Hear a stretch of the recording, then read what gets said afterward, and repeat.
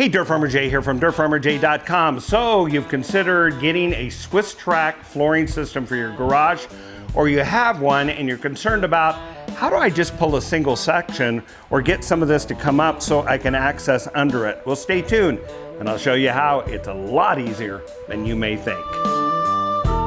Hey, DirtFarmerJay here from DirtFarmerJay.com. We love our new SwissTrax floor. It's pretty. It feels good on the feet, it's got great color, it's really popped things up around here. What I was concerned about early on was how you access things, how you clean it. So for instance, let's say you dump some sand or dirt clod or mud comes in, dries and gets down below. Well, you can use a vac or a shop vac and you can pull that all out. You can actually, because of the way the channels are on the underside of these tiles, they shed water and you can actually blast air under them or put water through and have it shed off.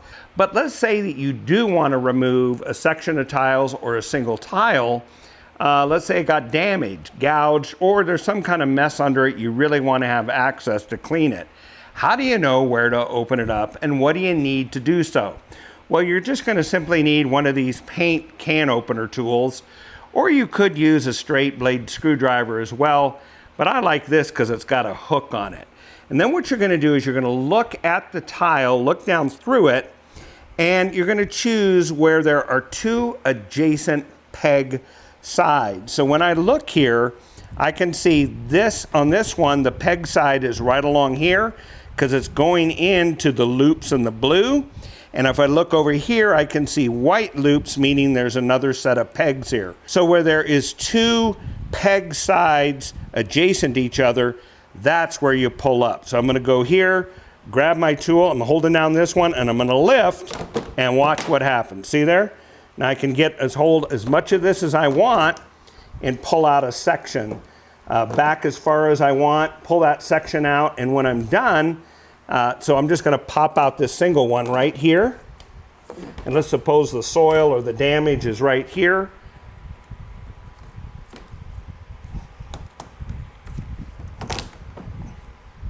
So now I have this single tile out.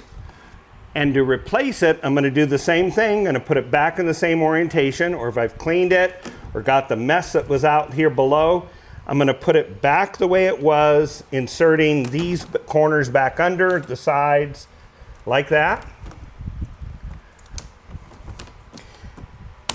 Pop it all back down. Pop this down. And there you go. It's like nothing ever happened. Slick, huh?